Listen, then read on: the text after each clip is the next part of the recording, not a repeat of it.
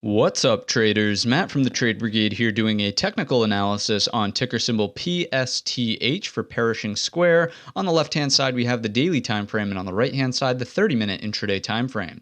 Now, first things first, this chart has been marked up from this prior breakdown in here. Those levels are no longer really relevant. Let's clean it up, start from scratch. Obviously, big catalyst on today's session. They announced that this might be the SPAC merger for Panera, of course. So what we want to do is just give ourselves a daily roadmap of relevant levels, not all that jibber jabber that we had from in the past, noting that if we look left, still a big area of resistance here at and around 2040. Looking left from there, the next major pivot high. I don't want to cherry pick the green candle wick. If I do something like this, what you'll notice is that we're getting this low from the red candle, certainly the resistance of this, right? It's sort of splitting the difference, right? But then also getting the high of the red inverted hammer, which to me is much more important because it led to the breakdown from in here. So those are upside levels if we see momentum continuation take us higher into Friday, tomorrow, the end of the week. We really need to take a closer look at the 30-minute to understand what we have underneath us as support. Notice that, again, this was purely a catalyst play. Nothing was really happening earlier on in the week or even earlier on today's session. Once the news came out,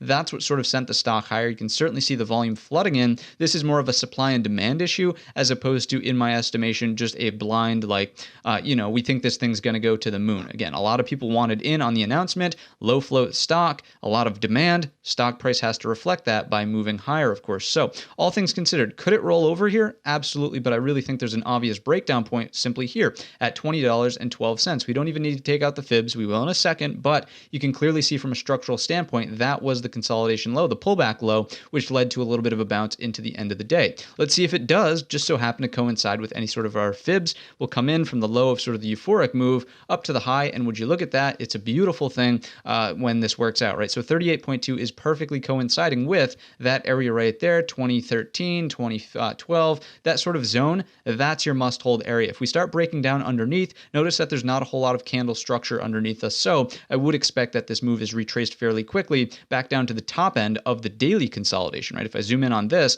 what you'll notice is that we were spending a lot of time in this box. The top end might offer some support at 1994. So in terms of scenarios, what to watch out for, healthy consolidation continues here, breakout up and over today's high. If it wants to happen on big volume, I would say at least 1 million shares per 30-minute bar, then yes, look for upside continuation to take us into 2040 as discussed, and then after that 2074. That's the upside case. As we discussed, a breakdown of 2012 takes us to 1994. That's the must-hold line in the sand. Be on the lookout for hammer candles that print, indecision doji candles that print, basically things that make you question, right? Is the pullback going to end at this level? Can we reverse long over the highs and then reattempt the bottom end of the breakdown from 2012? Monitor for continuation after that. That's the must-hold level. If we break down underneath, I would expect we chop around and go sideways in this overall range between 1994 and 1980. Even still, that's an incredibly small range, right? 14 cents, you're not going to do a whole lot with that, so I would just stay away if we truly start breaking down underneath 1994. That's going to wrap up my thoughts inside of PSTH. If you enjoyed the video or learned anything new today, let me know in the comments section or by giving the video a thumbs up. Don't forget our main channel is linked in the description, and all of that being said, I wish you a green trading week.